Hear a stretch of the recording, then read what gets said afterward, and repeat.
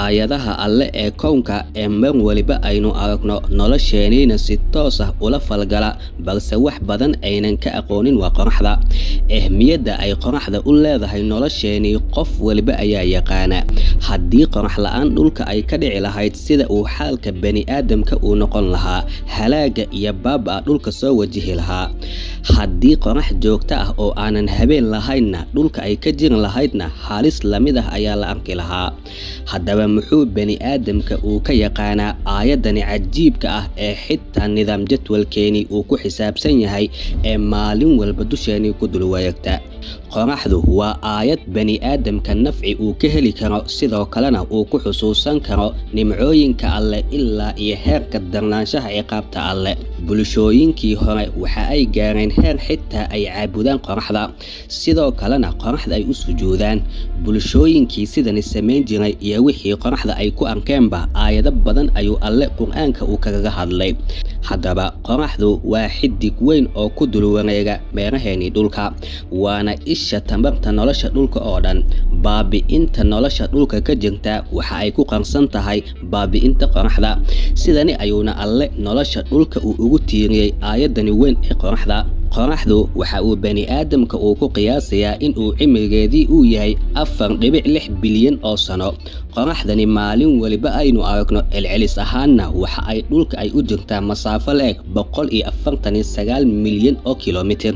qof haddii uu isku dayi lahaa walow aysan suurtagal ahayn in qof qoraxda uu tago, muxtamalan heerka fogaanshaha jidka ayuu cimrigiisii qofka uu ku dhammaysan lahaa. sida ayuuna kownka uu inoo tusayaa weyninka alle iyo micnaha ay xambaarsan tahay jumlada ah Allahu Akbar.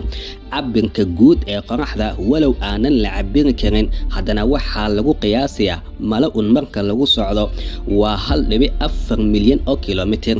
dhulkani waasaca ah oo aynu ku nool nahay isaga marka si guud loo cabiro waa 12,742 kiiloomitir.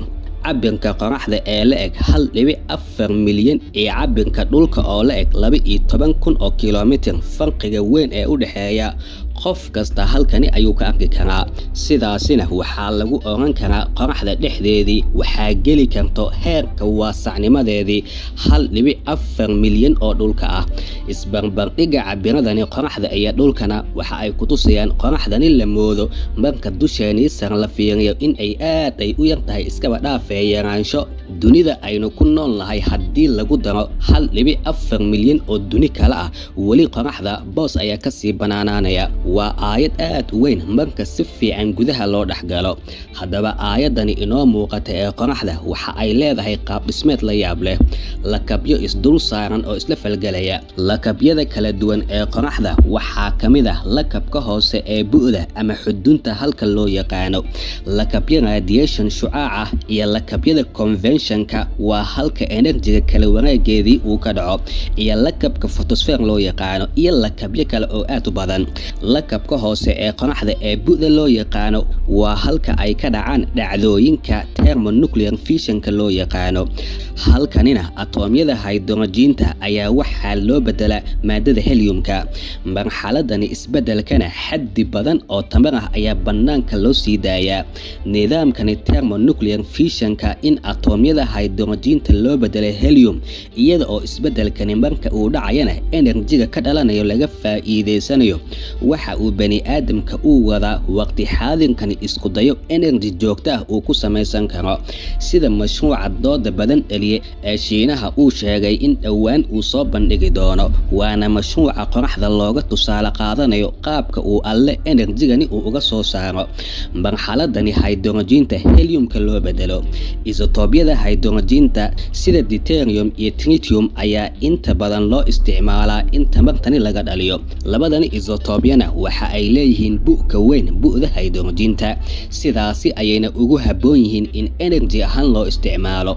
waxaa lagu furaa maadooyinkani kuleel aad u daran, kadibna kuleelka daran dhaqdhaqaaqa atomyada hadba kuleelka marka uu kordho iyaguna si otomaatig ah xawaarahoodii ayaa kordha. kuwanise maadaama isotoobiya ay yihiin in ioniskoodii ay isku soo dhowaadaan isriixriixaanna isriixriixani waxaa ka dhalanayo in ay isla falgalaan, kadibna in uu ka dhex samaysmo bu cusub oo helium ah. Marxaladani isdhexgalka isku dhajinta ah enerjiga aadka u weyn ee la yaabka leh ee bannaanka u soo baxo waa midka laga faa'iideysanayo. Tanina waa sida mashruuca Shiinaha ee ITER uu ku guda jiro.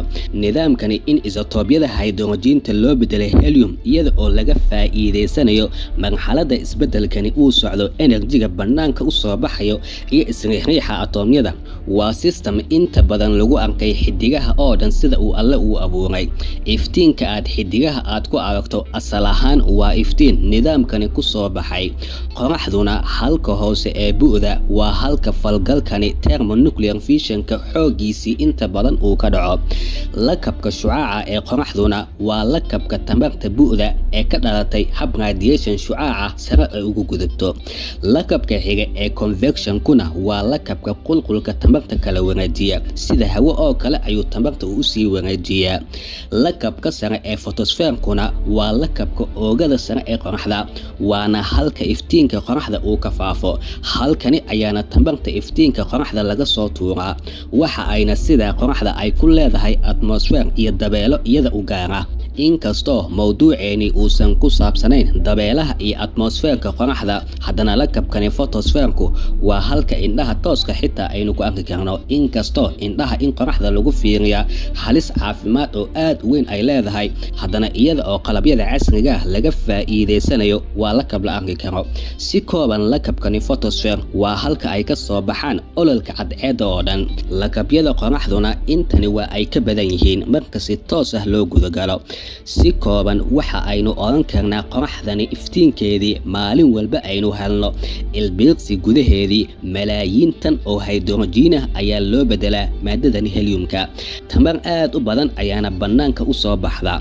Tamartani gudaha cadceedda dhexdeediina hab shucaaca iyo habka qulqulka convection-ka ayaa ilaa iyo bannaanka loo soo qaadaa. Kadibna nooleyaasha dhulka, dhirta iyo waxyaabo badan ayay manfaco u noqdaan. Waxa ayna sida qoraxda door weyn oo aasaasi ah ay ka ciyaartaa nolosha dhulka. Dhirtuna waxa ay iftiinkani qoraxda ay ka samaysataa photosynthesis-ka. Kadibna inaga iyo xayawaanada ayay faa'iido u noqotaa, waana kuwa dhirta miraheedii guranaya.